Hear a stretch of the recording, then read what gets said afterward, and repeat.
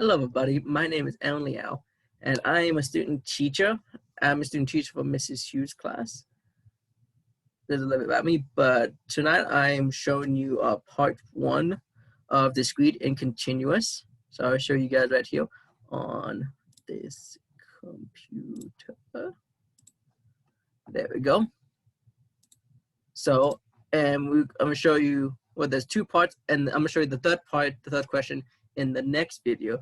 But on this video right now, I am showing you guys number 2 right here. So it says the number of people eating in a restaurant at noon each day from June 1st through the 30th.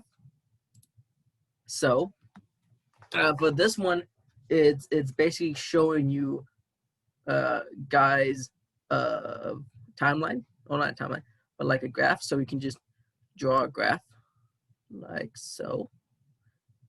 If you need more, you can let me. So pretty much we can just graph our X and Y right here. And we can look at our next question. Well, we can say that at a restaurant at noon each time. So each day is the person, like this right here is some type of day. So like, and these could be the number of people. So like on this number, this day, like June 1st, we could have a different number of people that day. So like we could have, I don't know, this many people, like 5 or so, and then at noon, and then the next day we could have like 3, and the next day after that we could have like 4. So it keeps going on all the way to the 30th, and then each number of people is different because it's coded at noon, you know.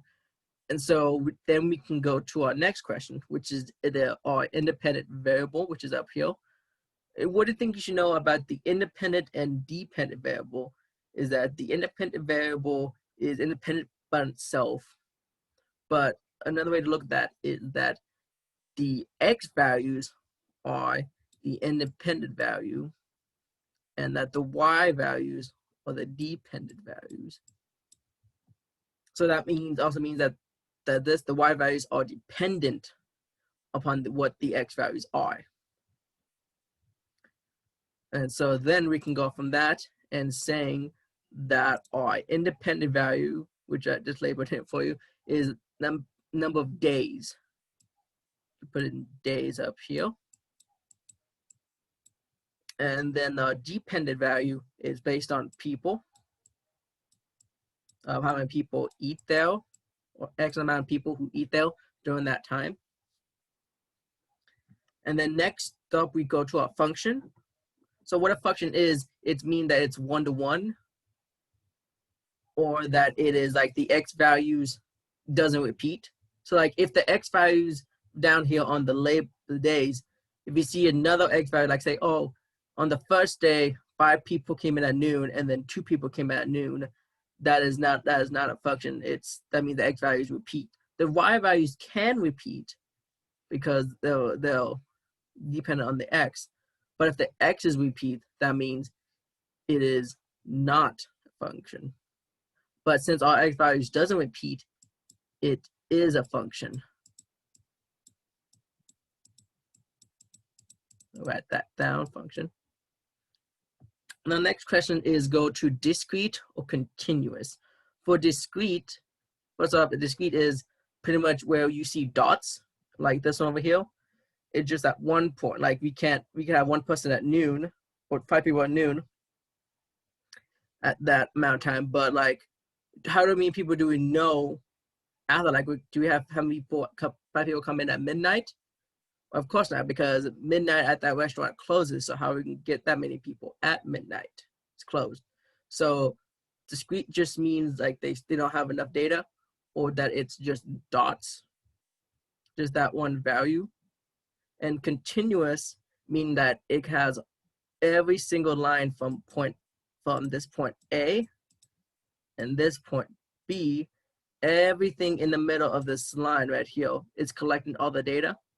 Sometimes everything in here is continuous. I mean, they collect all the data included.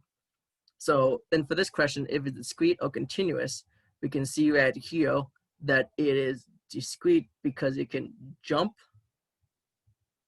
and that the value that we're collecting aren't any data in these values right here. So discrete.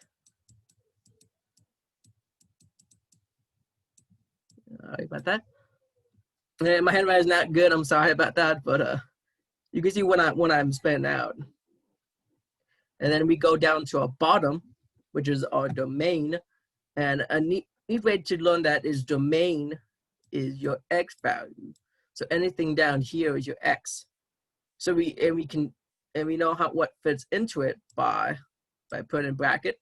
A bracket is not good, but it's a placeholder that holds it. So we can say we have an x at 1 day, so we have 1, and then we have another day at 2, and then another day for 3, and then it keeps going on, and we can put a little dot, dot, dot.